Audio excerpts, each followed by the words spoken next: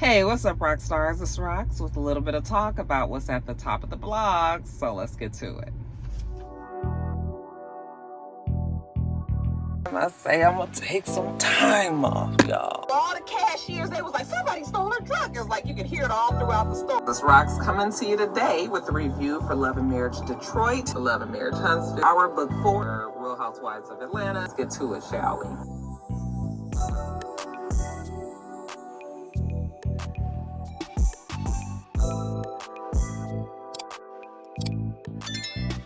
All right, you guys, first story up. It was actually the first thing that I saw when I picked up my phone this morning, child. Bondi had posted a reaction video to Marvin Sapp as he was preaching to his congregation, I'm assuming this past Sunday or one of the past Sundays. And in said video, Marvin Sapp was ordering the ushers to close the doors to the church because they were trying to raise $40,000 for whatever reason.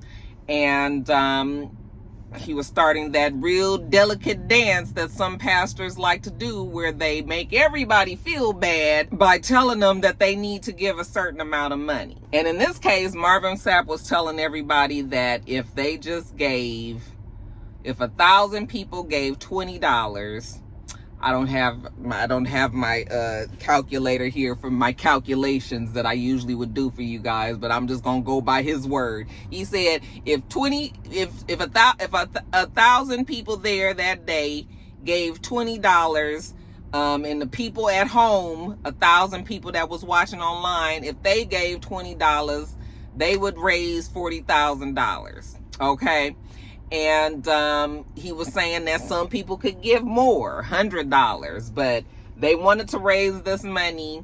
And, it was just that whole speech that we've heard pastors do, where they say, you got to give to the church, give to the blah, blah, blah, blah. Okay. And it put a bad taste in my mouth, as it usually does. That's why whenever pastors start that, it's an instant shutdown. Okay. Because there have been times where I was tithing regularly, and there's been times that I don't tithe, that I hadn't tithed at all. Okay. So I've been on both sides of that. I realize the church is a business. Okay. Yes, we're there for sanctification and trying to make sure that our afterlife is, set up the correct way so that we can live forever with our loved ones in heaven and whatnots. Like, I understand that is not what makes the church go. So we got bills around here, they have outreach where they help other people, there's other responsibilities that falls on the church, and I realize that. And they, I know that they rely on tithes and offerings to make sure, but it is never a good thing. I don't give a damn if you a pastor. It's never a good thing to demand and tell people that they have to do something and they cannot leave until you do it. That's going to be an immediate, instant, arms crossed, legs crossed, face like this, a couple of look downs at my watch. And like, we just gonna all just sit here. It's about to be a standoff, because those are the times that I'm definitely not giving nothing. It's always somebody that gets up and be like, okay, because it's almost to the point where they just like, fuck it, let's get out of here. Okay. But yeah, I don't like when pastors do that. I don't know if I've told you guys this story before. I feel like I have, but when I sang at Eternal Hope in LA, we were a neighborhood church, okay, but it was we had a great choir, and our choir was known in LA, and we were traveling around. We were going to different churches and singing, and people were like, oh my God, Eternal Hope is gonna be singing. Like, it was like that, okay? Ain't trying to brag or nothing. It was like that. And anybody from Eternal Hope that's watching this, you can chime in. We used to do the damn thing. So our pastor was friends with, our music director was friends with the director over at James Cleveland's church. James Cleveland had a church on like Slauson and Western, or was it Slauson and Arlington or Slauson West? Anyway, it used to be an ABC grocery store. James Cleveland bought the church and changed it into a church. I mean, bought the property and changed it into a church. So we went there to sing, and you know, James Cleveland had an amazing choir as well. But we actually went to his church to sing for, it was like an anniversary. It was something that was going on there. It was a second service though. So, you know, we went there, we sang, did our thug thizzle and whatever. And, you know, a lot of times when you go, first of all, the church was packed. It was a trillion people there. So we sang, and it wasn't really nowhere really for us to really sit all together and all that. So some people were leaving. You know, we sang, and it was just like, okay, that's it. We done did our job, okay? So it ain't nowhere to sit anyway, so let's go. Same thing. James Cleveland got on that mic and he was just like, I want all of the ushers back there to close the doors, lock the doors. He did Marvin Sapp one better. He made them lock the doors. They would not open those doors, and he sat up there and he was asking for $1,000 each. $1,000. He wanted people to get up there and give this money, and they was not letting us. Let me tell you something. You should have seen everybody in our choir. Everybody was so confused. It was a group of people trying to get out the back door. You know, some people was trying to go through the back. You know, maybe there was like some sort of exit going that way. I saw my music director. He go walking behind James Cleveland, like behind there, like storming across, like he was going to go talk to somebody. Like, y'all gonna open these doors. And they would not open the doors. It was about to be a fucking riot up in there. People was yelling and mad and all this. And honey, James Cleveland was like, well, nobody leave out of here, with his mean self. And then it was like we sat there, listened to his the sermon, and the sermon was like offensive, and you know, he was talking about gay people, and it was just like, your whole congregation, I mean, like your whole music team and everybody here is gay, and you know, and there's no problem. I don't care. There's a lot of gay people in the church. That's not no surprise. But it was, the whole thing was, he was acting as if his music staff was not flaming. They were like flamboyant type of gay, which is fine. But you see a lot of that in the church. And there were rumors. I'm not even going to talk about James Cleveland and the rumors, but I'm sure you guys know the rumors, you know, people that are familiar with James Cleveland and everything. But he was so nasty to them and saying, and I was just like, you got a group of people. I mean, you got a whole church full of folks here what is going on here? Child, we couldn't get out of that place fast enough. And we was like, we ain't never going back there. Never. But y'all, they'll do it. They will do it. He raised the money that he was trying to get. Them people was bringing that money up there and everything. I mean, that's fine. If that's what you do, if that's what God has put on your heart to give, look, give whatever you supposed to do. Okay? I just don't like when pastors are demanding that kind of thing. It's just like, no. So off-putting. That is the immediate way for me to, you know.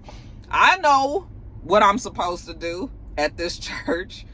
And I know when I put my $50 in that basket, or $100 or $200 or $10 or $5, whatever I got, that's what it's going to be. That's what it's going to be today. Okay? And you're not fixing to guilt me into nothing else. So he was wrong for that. But that is very common in the churches. I mean, I haven't been physically in church in a while. But unless something has changed, honey, this is what they've been doing. This is what they've been doing for years and years and years. Okay? So, yeah, Marvin, get your own damn money. But I'm sure he was able to get it. People gonna give. I just would rather give from the kindness of my own heart. Thank you. All right, you guys. Nia Long versus Sherri Shepherd. So Sherri Shepherd was on her show the other day, and she was talking about her going to the Othello opening day. Okay, you guys know that Othello, starring Denzel Washington and Jake Gyllenhaal, or is it Gillen or Gyllenhaal, whatever it is, they are starring in the play on Broadway, and it's this whole star-studded affair. We know that Candy and Todd are part of the producers team that produced that play. This team, apparently, if they stay together, they're going to do well, because they have done well with this. This is now the third play that Candy and Todd have produced. Suffice it to say, I think that this is going to be Candy and Todd's new niche, is being in New York and producing these plays. So good for them. I know Todd is happy, because Todd loves his home state of New York. But anyway, at this opening day, you know, like I said, it's a star-studded event. Sherri Shepherd is there, Nia Long is there, amongst other people. Sherri said that she was talking to a group of people, and she said that Nia Long came up to her and kind of like grabbed her arm and kind of like spun her around and was like, "You have been talking really shady about me on your show," and walked off. And Sherri Shepherd was just like, "Wait a minute, hold on, you?" I'm talking about Nia Long. I know I haven't talked bad about you. First of all, I don't shade nobody. She said, but I may have shaded one or two people, but I know off the top of my head, I know one or two people that I have shaded, and they were not you. So, like, I am the nicest person. I don't shade people. All right, so I don't know what she was talking about, but the fact that she walked off and I wasn't able to, I was like, girl, I know that feeling, because you ain't fixing to go off on me. Now, I'm not confrontational. I'm not no fighter or nothing. But if somebody says something to me, I definitely know how to speak up. Like, excuse me, bitch, what the fuck? What you mean? Ain't nobody said nothing. Like, we can have a conversation, right? So Sherri was like, no, I tried to find her. And like, let's finish this conversation, because you're not going to just do all that in front of everybody in the vestibule and then walk off and I don't have a chance to defend myself. So she said that she wants to invite Nia Long. She never said anybody's names. Everybody just figured it out. And then Nia Long posted something on her Instagram. I mean, on her social media. I'm not sure if it was Instagram. But she posted something on her social media that said something like, about last night, or something along those lines, okay, to let you know that it most likely was Nia Long that she was talking about. But you know, I done told y'all, Nia Long ain't the nicest person. She has a reputation around LA. I'm like, she is not nice. I don't know how she got her wires crossed, because if Sherri, I've been reading the comments and people have been like, I watch Sherri all the time. She's never said anything bad about Nia Long. As a matter of fact, Sherri said the one time that, you know, Nia did come up in the story, she was actually on Nia's side. And I'm assuming that's when they were talking about when, you know, her boyfriend, I mean, her fiance got caught up in that whole affair with the, you know, the front office worker. So, yeah, I mean, that story is definitely on point for Nia. I've heard people say a whole bunch of things about Nia. She ain't no pushover. She ain't you, and she gonna say whatever the hell she wanna say, and yeah, that she not real nice, and I guess somehow she got some shit crossed. Let Sherri tell it, and thought that she was talking about her, and maybe she wasn't. I don't know, but I am inclined to believe Sherri Shepherd is not shady. She's not that person. Okay. So I don't even know how people be mad at Sherri Shepherd like that. Like, it's just like, girl, I mean, she don't seem like the type anyway. So I just was telling y'all, that really was just anecdotal, because it was like, it ain't nothing to the story other than I done told y'all quit fucking with Nia. Okay? Because the girl is not nice and she gonna be playing. All right. And yes, it would be nice for them two to get on the show so they can have a conversation and try to clear the air. But you know, I mean, I don't know what else you want me to say about it. What y'all want me to say? That's it. Nia said, quit talking, keep your name out my fucking mouth. I'll keep my name out your fucking mouth. Sherri said it ain't never been in there, girl. Never. Next story. Avengers Doomsday, y'all. It's coming. Whenever I heard the music, I was watching on Ice Cream Convo. Xavier, she had posted just the music. Dun, dun, dun, dun, dun, dun. You know, when you hear the music, it if you are a Marvel Universe fan, it will evoke some sort of emotions in you. I just love it. I love it, you guys, and it's coming. Even though I'm concerned, I am concerned. I have my concerns. I don't know if they can get that old Avenger magic back. There's so many things that have to happen. I realize that they're trying to put the Avengers back together. They're saying it's going to be 26 characters. And you know, we're finding out. I'm gonna tell you guys who some of the characters are, but it has to be characters that we love. See, the reason why the original Avengers worked so well is because they all had their shows and we all knew these characters. Not their shows, their movies. They all had their own separate movies and we knew these characters and we loved these characters, right? We ain't gonna know all these new people. So that's going to be the first problem, even though they are coming from other, because you got some X-Men, you got some of the Fantastic Four, you got, so you are familiar with these characters, but you're not familiar with these characters like you are Iron Man and Captain America, and, you know, it's not the same.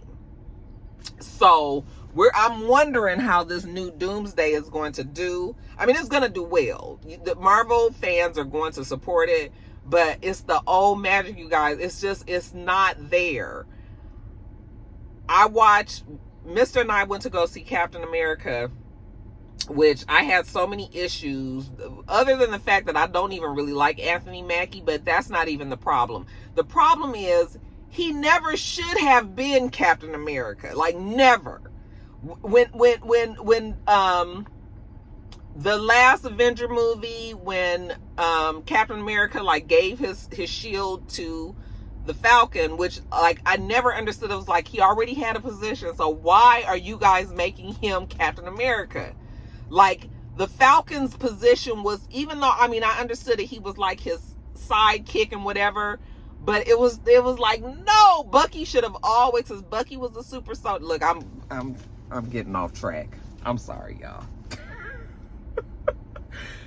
I'm just saying that I'm concerned about the new Avengers movie because I just feel like the old magic is back. When we left the Captain America movie, the old magic is going to be hard to get back.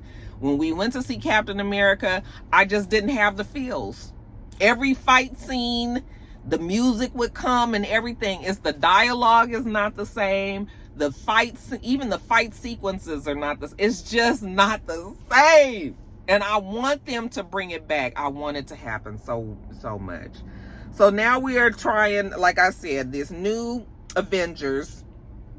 Robert Downey Jr. and Marvel yesterday, they were releasing who the new Avengers were going to be, and, you know, trying to make it real exciting and keep people guessing and everything. You guys know that Robert Downey Jr. is coming back to Marvel Universe as Dr. Doom, right? I was about to say Dr. Doomsday. Dr. Doom. He's coming back as Dr. Doom, which that's going to be interesting because in my mind, looking at Robert Downey Jr., unless I'm sure he's going to be looking different. But my mind is always on Iron Man. So seeing him as Dr. Doom is going to be weird. We're going to have Channing Tatum. He's coming back as Gambit. We're going to have Ant-Man, Thor, Loki, Invisible Woman, Mr. Fantastic from Fantastic Four, Human Torch from Fantastic Four, The Thing from Fantastic Four. We have Shuri from Black Panther. We're going to have M'Baku from Black Panther. Namo, Shang-Chi, Captain America, Falcon, Winter Soldier, John Walker, Yelena Belova, Sentry, Red Guardian, and Ghost. Those are all the new Avengers. There are also going to probably be some more people that are coming from X-Men, because I'm assuming some of them people are X-Men. Even with X-Men, I used to watch all of the X-Men movies, and then after a while, I couldn't even keep up with the X-Men movies. So some of these people I don't even remember. I remember the original X-Men when Halle Berry was Storm, and you know, like Hugh Jackman and all of them, like the very first couple of X-Men movies. But yeah, y'all, I'm just concerned. I'm concerned, and I wanted so bad. I wanted to so bad, but we'll just have to see. I've even fallen off of, so on Disney Channel, you know, they had all of these different TV shows for some of the characters, and I did watch, like I watched WandaVision, which was a good show, and I watched Loki's show, and there was a few shows that I did watch on there, but like I fell off. Like I haven't seen any of the Asian guy. What was his movie? Is that the Shang-Chi guy? There's some, and then some of the other movies. Like I just was like, I don't even care no more. I don't even care no more because it's not the same. We got some of the old magic of our old Avengers mixed in there. So seeing Thor and Loki and stuff is gonna be cool. But I'm just like, oh, it's just not the same. And if you watch Avengers movies, maybe you can relate. Maybe you understand where I'm coming from. Because I'm just like...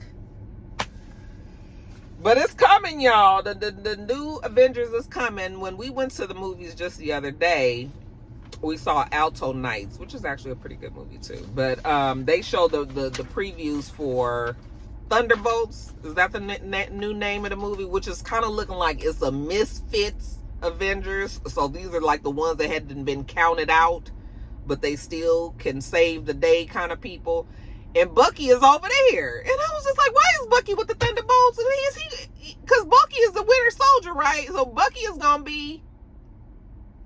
Is Bucky considered the Winter Soldier? Yeah, Bucky is considered the Winter Soldier, right? So is Bucky going to be in the Avengers and the Thunderbolts? See, that's the thing. They're going to have to link all this and tie it all up. I'm going to have to just get my brother and Joe to explain it to me, because they also are... My brother is the ultimate comic book nerd. He knows all of it. So, you know, we be having conversations. I just want it so bad. I know I talked about that way too long, y'all. I could talk about Marvel forever. So let me move on. Are you guys excited about the new Avenger Doomsday movie coming? Let me know. Next story. All right, you guys, congratulations are in order. Apparently, also another person that got married, Gary Owens. Yes, the white comedian, you know, from what was the name of the movie? Think Like a Man 2. That was the movie he was in, that, right? With Kevin Hart and him. Yeah. Anyway, we all knew that him and his now ex-wife, we knew that they were going through all that drama. Remember when he was married with Kenya Duke? They had been married for like 20 years. Everything was great until it wasn't. And it was just like all of a sudden, you know, he always talked and big up his wife and all of that, and next thing you know, they was breaking up, and then the wife, and it was a bad breakup. And you know, and the wife was on social media talking about how he cut the family off, he don't take care of his kids. I mean, his kids were grown, but like he stopped talking to them, and you know, it was just like all of this shit, and it was just like, what? I thought everything was okay.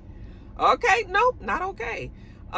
He ended up meeting another girl. Her name is Brianna Johnson, I think it is. Brianna.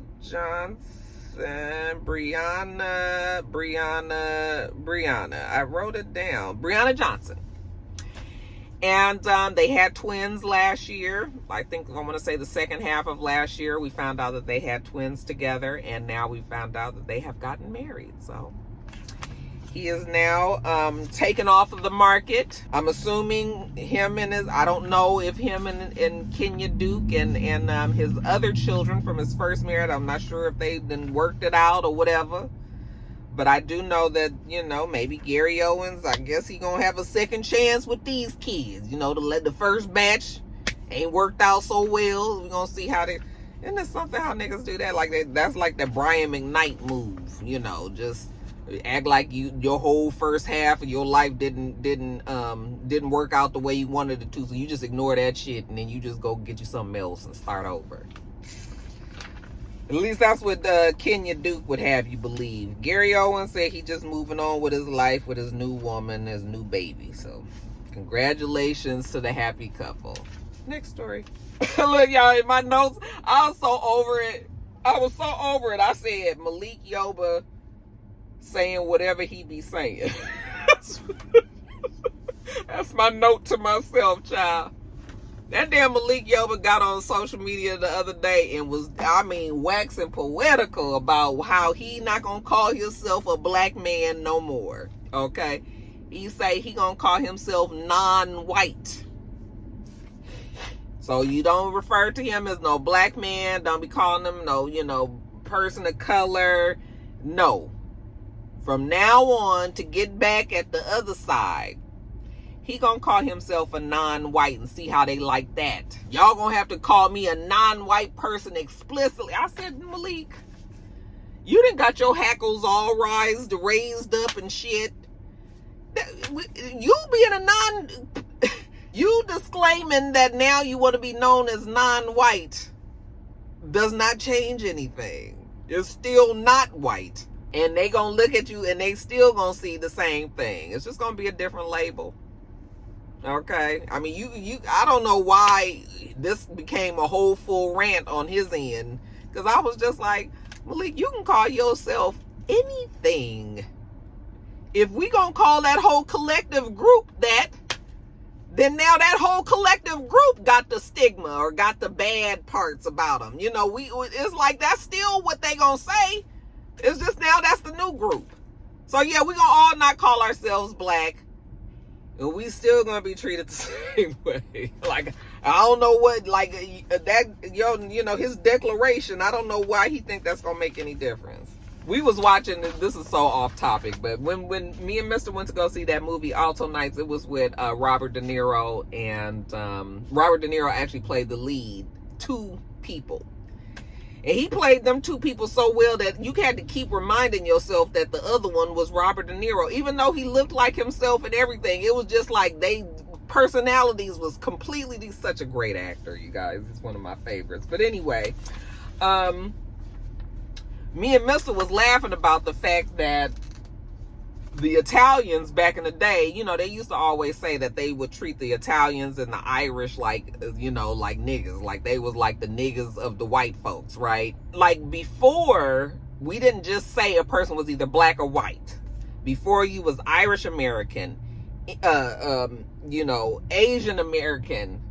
Well, Asians still considered Asians, but you were like Irish American, Italian American, Spanish. There were like all these other things. But now, if I see a group of people over there, it could be some immigrants over there. It could be, Italians, Irish people. I just keep on saying Irish and Italian because that's the only thing I can think of off the top of my head. But you guys know what I'm saying. It's just like you see a group of white folks, and some of them can also even be immigrants, but we don't even break it down that way no more. We just say that's white folks. This black folks. Okay, and that's how some of these other nationalities have been able to not be looked at as negatively as they used to in the past. Okay, anyway, I don't even know what the point was I was trying to make with that. Child, I don't know. I don't remember. Maybe y'all could put them notes to put all that together down in the comments, because I'm sure I was going somewhere with that and then it went away. So that's that on that, y'all. Anyway, let's move on to the next story. Lastly, you guys, Basketball Wives. Apparently, Basketball Wives is coming back.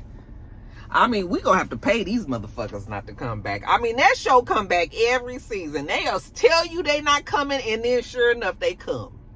I don't know what it is. But anyway, you guys, the new season is about to happen.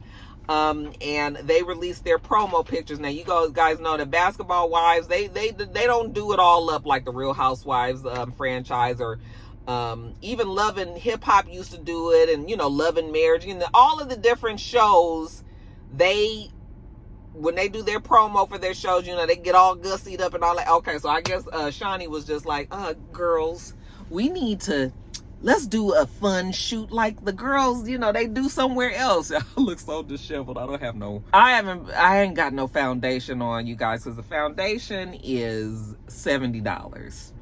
my Bobbi Brown foundation that I usually buy at $70. I just can't bring myself to pay $70 for this damn foundation. I need to find me something else. So that's why I've been looking a little. You see that, because I'm not paying no fucking $70, but I don't want to buy no cheap foundation. It's not gonna do well either. So maybe one of y'all can suggest some foundations that's around reasonable. $40. I'll pay $40. Bitch, why am I paying almost $100 for some fucking makeup? Is what I want to know. Fucking ridiculous. I was mad when I had to buy the Bobbi Brown. This last one I bought, that shit was $72. Anyway, back to it. So I guess Shani was just like, we gonna get all dressed up too, y'all. We gonna have a big pretty photo shoot. And so, honey, they all got together. And I don't know where it got mixed up in the message. But if they don't look like some old child, they look like the bedroom boudoir. They look like some old struggle boudoir bedroom fantasy. You know, itchy gitchy ya.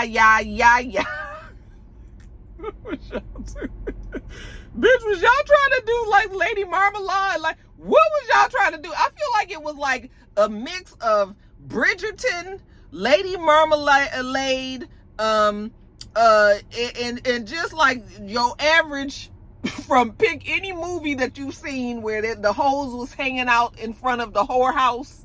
And that's what this photo shoot looked like. I said, where y'all, what was the theme exactly? Cause what y'all got on? I mean, everybody, makeup was hard. Wigs was, child, I didn't even recognize Brandy Maxiel. She's still on the show, right?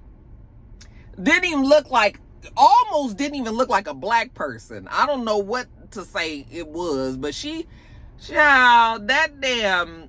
And then they fucked around because Ming is going to be on that show. Ming Lee, which is one of these one of these Atlanta socialites out here named Ming. Ty, the basketball player that used to be that turned Mimi out. Okay, well now she done turned Ming out, and now these two are a couple, and they got Ming is dressed. Actually, Ming she don't look that bad. Okay, she one of the better looking ones of the group. But child, and they got Ty dressed up in it with a big ass bow right here and shit. Now, every time we've seen Ty, now she's a beautiful girl. She is a very pretty woman, okay? And she looks beautiful in the shoot. But it looks so awkward and uncomfortable because it was just like, girl, we ain't never seen you with these tendrils and baby hair and bows and flowers and all. I said, not Ty, girl. Y'all got Ty. But honey, Ty was like, bitch, I'll get on here and I'll do it better because she looks prettier than the other girls. Like, she looks beautiful, okay? But collectively, when you look at that picture, you just be like, who told y'all what was the vision, and let us in on it so maybe we can understand this picture a little bit better.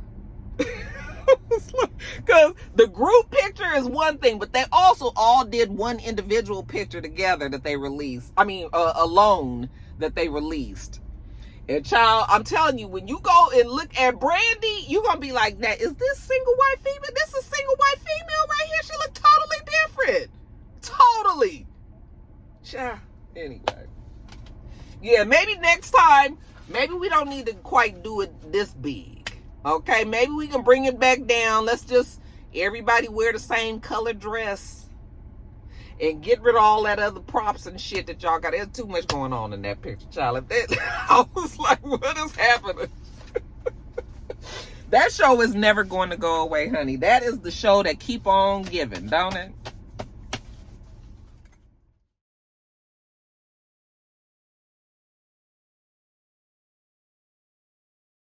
All right, you guys, that's it. I'm at McDonald's again, if you see that sign. I want a Big Mac again. Sue me. I'm going to get on off of here. We do this every single week, y'all. So make sure you thumbs up the video, comment, and subscribe to this channel if you haven't already. And make sure you come back.